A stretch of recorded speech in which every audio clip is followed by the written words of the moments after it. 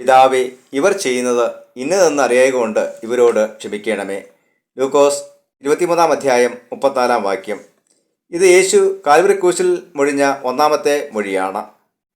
യേശുവിൻ്റെ അതിതീവ്രമായ വേദനയുടെ മധ്യത്തിലുള്ള ഒരു പ്രാർത്ഥനയായിരുന്നു ഇത്. ക്രൂശീകരണം വേദനയും രക്തച്ചൊരിച്ചിലും നിറഞ്ഞതാണ്. വേദനയുടെ ആധിക്യത്തിലും യേശു കോപാകുലനാകുകയോ നിരാശിതനാകുകയോ ചെയ്യുന്നതായി കാണുന്നില്ല. പകരം യേശു പ്രാർത്ഥന നിരന്തരാകുന്നു. ഇതൊരു വലിയ ആത്മീയ സത്യത്തെയാണ് വെളിപ്പെടുത്തുന്നത്.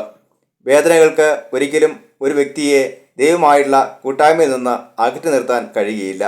മറിച്ച് അവ ദൈവവുമായി കൂടുതൽ അടുക്കുവാനും നമ്മെ കൂടുതൽ ശക്തരാക്കുവാനും ആത്മാർത്ഥമായി പ്രാർത്ഥിക്കുവാനും നമ്മെ സഹായിക്കുന്നു. ജീവിതത്തിലെ വേദനയുടെ അനുഭവങ്ങളോടും പ്രതികൂല സാഹചര്യങ്ങളോടുമുള്ള നമ്മുടെ പ്രതികരണം എന്താണ്? ദൈവത്തോട് മറുതലിക്കുകയും ദൈവത്തിൽ നിന്ന് അകന്നു പോവുകയും ചെയ്യുന്നവരാണോ നാം? യേശുവിൻ്റെ പ്രാർത്ഥന വെറും വാക്കുകൾ മാത്രമല്ലായിരുന്നു. മറ്റുള്ളവരോട് എപ്രകാരം ക്ഷമിക്കണമെന്നതിൻ്റെ മാതൃകയായിരുന്നു. യേശുവിനോട് ക്രൂരത കാണിച്ചവർ പാപക്ഷമ ആവശ്യപ്പെട്ടില്ല.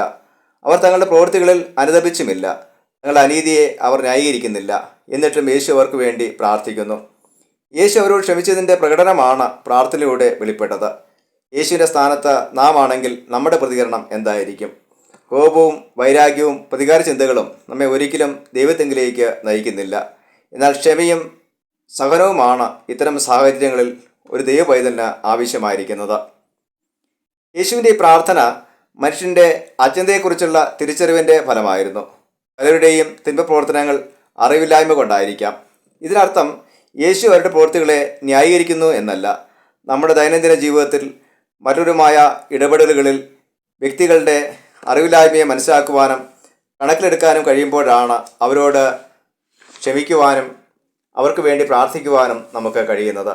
തെറ്റുകൾ സ്വയം തിരുത്താത്ത വ്യക്തികൾക്ക് വേണ്ടി പ്രാർത്ഥിക്കുക മാത്രമാണ് നമുക്ക് മുമ്പിലുള്ള ഏക പോംവഴി. യേശു ശത്രുക്കളെ സ്നേഹിക്കുവാനും അവർക്ക് വേണ്ടി പ്രാർത്ഥിക്കുവാനും നമ്മെ പഠിപ്പിച്ചു. താൻ പഠിപ്പിച്ച കാര്യങ്ങൾ യേശു ജീവിതത്തിൽ പ്രാവർത്തികമാക്കുന്നു. നമ്മുടെ വാക്കുകളും ഉപദേശങ്ങളും പ്രവൃത്തികളായി രൂപാന്തരപ്പെടണം. ഈ മൊഴി ദൈവിക കൃപയെ പ്രദർശിപ്പിക്കുന്നു. ദൈവം വ്യക്തികളെ സ്നേഹിക്കുന്നത് വ്യവസ്ഥകളില്ലാതെയാണ്. ആരും നശിച്ചു പോകുവാൻ ദൈവം ആഗ്രഹിക്കുന്നില്ല. വ്യക്തികളെ യഥാസ്ഥാനപ്പെടുത്തുവാൻ ദൈവം ആഗ്രഹിക്കുന്നു. ഈ ദൈവിക സ്വഭാവം പ്രദർശിപ്പിക്കുവാൻ ദൈവമക്കളായ നാം കടംപ്പെട്ടവരാണ്. മറ്റുള്ളവരുടെ നാശത്തിനായും ഇട്ടല്ല, വിടുതലിനും വീണ്ടെടുപ്പിനുമാണ് നാം ആഗ്രഹിക്കേണ്ടത്.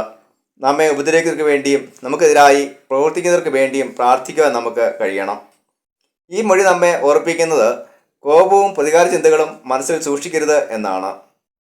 അത് നമ്മെ അസ്വസ്ഥനും ഉത്കണ്ഠാകുലനുമാക്കുന്നു. ബന്ധങ്ങളുടെ തകർച്ചയ്ക്ക് അത് കാരണമാകുന്നു. എന്നാൽ ക്ഷമയിലൂടെ ഇത്തരം പ്രവണതകളെ ഇല്ലാതാക്കാൻ കഴിയും. പലർക്ക് വേണ്ടി മധ്യസ്ഥത വഹിച്ച് പ്രാർത്ഥിക്കുവാൻ നമുക്ക് ഇടയാകണം. ജീവിതത്തിലെ പ്രതികൂല നിമിഷങ്ങളിൽ പോലും മറുതലിക്കാതെ കോപിക്കാതെ അനുരഞ്ജനത്തിൻ്റെയും ക്ഷമയുടെയും പാതകൾ നാം സ്വീകരിക്കണം.